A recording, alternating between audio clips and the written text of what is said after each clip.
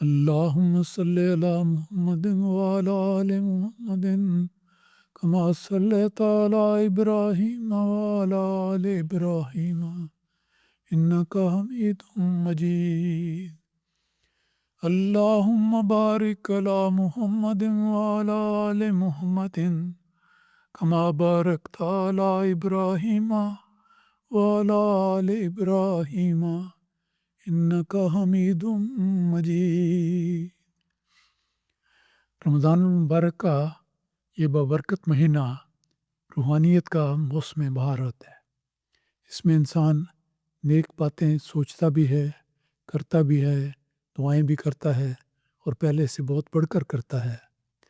تو دعا کا یہ ایک ایسا مضمون ہے جس میں رسول اکرم صلی اللہ علیہ وسلم نے ہمارے لیے یہ ایک برکت والا نمونہ بھی چھوڑا ہے کہ آپ نے ایک موقع پر صحابہ کرام کے سامنے ایک ایسی دعا پیش فرمائی جو سب دعاؤں کی ایک لحاظ سے جامع ہے.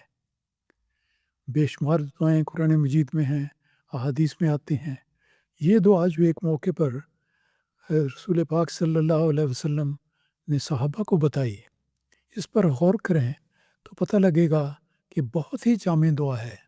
گویا ایک ایسی دعا ہے جس میں انسان کی ہر ضرورت اور ہر حاجت کے حوالے سے دعا آ جاتی. دیکھتے ہیں اس حدیث کو. حضرت عبداللہ بن مسعود رضی اللہ تعالیٰ عنہ بیان کرتے ہیں کہ رسول خدا صلی اللہ علیہ وسلم نے ایک موقع پر ہمیں یہ دعا سکھائی، اور الفاظ اس کے یہ ہیں اور ترجمہ یہ ہے کہ اے اللہ، ہمیں سب کو اس طرح دعا کرنی چاہیے کہ اے اللہ ہمارے دلوں میں محبت پیدا کر. اے اللہ ہمارے دلوں میں محبت پیدا کر دے. اللہ کی محبت، رسول کی محبت، قرآن کی محبت اور اسلام کی محبت، ہر نیک بات کی محبت پیدا کر دے، ہماری اصلاح کر دے. انسان ہے، کمزوریاں ہو جاتی ہیں، تو اللہ تو ہماری اصلاح کر دے. جو خامیاں ہیں ان کو بخش دے اور آئندہ کے لیے ہمیں ان سے بچے رہنے کی توفیق عطا فرما، اور ہمیں سلامتی کی راہوں پر چلا. کچھ راہیں زندگی میں بری بھی ہوتی ہیں، کچھ اچھی بھی ہوتی ہیں. تو یہ ایک جامع دعا ہے کہ اے اللہ تو ہمیں سلامتی کی راہوں پر چلا. اور پھر دیکھیں اگلی نصیحت آپ نے، اگلی دعا یہ سکھائی کہ یوں دعا کرو کہ اے اللہ ہمیں اندھیروں سے نجات دے کر نور کی طرف لے جا. دنیا میں کتنے اندھیرے ہیں، کتنی برائی کی باتیں ہیں. اللہ تعالیٰ ان سب سے بچائے اور نیکی کی طرف ہماری رہنمائی فرمائے. گویا اندھیروں سے نجات دے کر نور کی طرف لے جا. بڑی ہی جامع دعا ہے. اور پھر فرمایا کہ اس طرح دعا کریں کہ اے اللہ ہمیں ظاہر اور باطن فواہش سے بچا. کچھ برائیاں ظاہر ہوتی ہیں، کچھ مخفی ہوتی ہیں. تو کیا جامع دعا ہے کہ اے اللہ ہمیں ظاہر اور باطن فواہش سے بچا. اور پھر اس کے بعد آپ نے مزید یہ دعا سکھائی کہ اس طرح دعا کیا کرو کہ اے اللہ ہمارے لیے ہمارے کانوں میں، ہماری آنکھوں میں، ہماری بیویوں میں اور ہماری اولادوں میں اور ہماری اولادوں میں برکت رکھ دے، اور ہم پر رجوع برحمت ہو. دیکھیں یہ جو میں ذکر کر رہا ہوں کہ یہ جامع دعا ہے، اس لیے ایک ایک بات کو رسول خدا صلی اللہ علیہ وسلم نے کھول کر اس میں شامل کر دی ہے. انسان کانوں سے بھی بری باتوں سے بچ سکتا ہے، نیکی کی باتیں سن سکتا ہے، تو یہ فائدہ بھی ہمیں ہو. پھر اسی طرح آنکھیں ہیں، آنکھوں سے انسان پڑھ کر قرآن مجید کی بھی تلاوت کرتا ہے، نیکی کی باتیں بھی پڑھتا ہے، لیکن خدا نہ خواستہ آنکھوں کا غلط استعمال بھی کرتا ہے. تو فرمایا تو ہمارے کانوں میں اور ہماری آنکھوں میں برکت رکھ دے، ہماری بیویوں میں اور ہماری اولادوں میں برکت رکھ دے. اس لحاظ سے بھی کہ ہماری خاندانی زندگی ہر لحاظ سے ببرکت ہو، مقدس ہو، مطہر ہو، گناہوں سے پاک ہو. ہم بھی، ہماری بیویاں بھی اور ہمارے بچے بھی ہمیشہ صراط مستقیم پر رہیں. اس ساری دعا کو جو ہمیشہ ہر مومن کے دل سے اٹھتی ہے، رسول پاک صلی اللہ علیہ وسلم نے ان الفاظ میں بیان کر دیا ہے. اور پھر اگلی دعا یہ سکھائی ہے کہ یہ دعا کیا کرو کہ ہم پر رجوع برحمت ہو، کہ اللہ تو اپنی رحمتوں ہیں ہم پر نازل کر، رحمتوں کا ہمیں وارث بنا، ہم تیری رحمت کے بہت ہی محتاج ہیں، ہر لمحہ محتاج ہیں، تو ہم پر رجوع برحمت ہو۔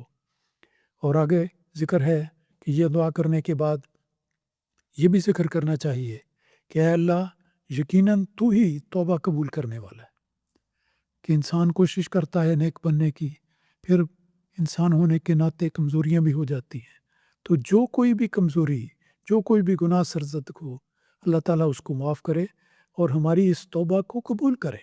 یہ بھی ایک بہت بڑی بات ہے کہ جب کوئی کسر ہو جائے انسان کے کام میں، کوئی غلطی ہو جائے، تو اس سے اللہ تعالیٰ سے حضور معافی کی التجا کرنی چاہیے اور توبہ کرنی چاہیے، اور توبہ وہی ہوتی ہے جو اللہ تعالیٰ کے حضور قبول ہو جائے۔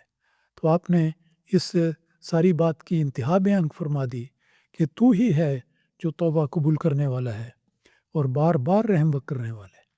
تو اللہ تعالیٰ کو سے توبہ کی طلب کرتے ہوئے اللہ تعالیٰ کی رحمت کا بھی اشارہ کیا کہ بار بار تو ہم پر رحم کرنے والا ہے اور ہمیں اپنی نعمتوں کا شکر ادا کرنے والا۔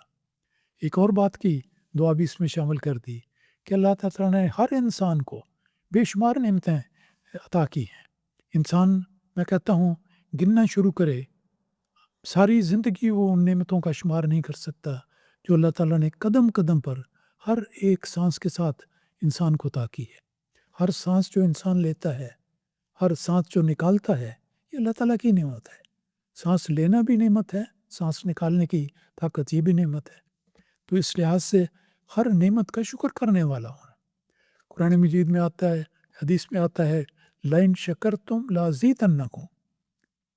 تو یہ بڑی بات ہے کہ جب شکر کی کیفیت انسان کو مل جائے تو اللہ تعالیٰ اس کی نعمتوں کی تعداد اور مقدار بڑھاتا چلا جاتا ہے۔ اور پھر ایک اور بات کی نصیحت اور دعا بھی آپ نے سکھائی، اور وہ بڑی ہی اہم بات ہے۔ آپ نے فرمایا کہ اللہ تعالیٰ ہمیں اپنی نعمتوں کا شکر کرنے والا بنائے اور ان کا ذکر خیر کرنے والا بنائے۔ انسان اگر جائزہ لے تو بسا اوقات انسان سے یہ غفلت ہو جاتی ہے کہ اللہ تعالیٰ کی نعمتوں کو تو سمیٹتا ہے، اللہ تعالیٰ دیتا ہے، اس کی جھولی بھرتا ہے، لیکن وہ نعمتوں کا ذکر نہیں کرتا، شکر نعمت نہیں کرتا۔ تو لَإِن شَكَرْتُمْ لَأَزِيدَنَّكُمْ کا وعدہ اللہ تعالیٰ نے دیا ہوا ہے۔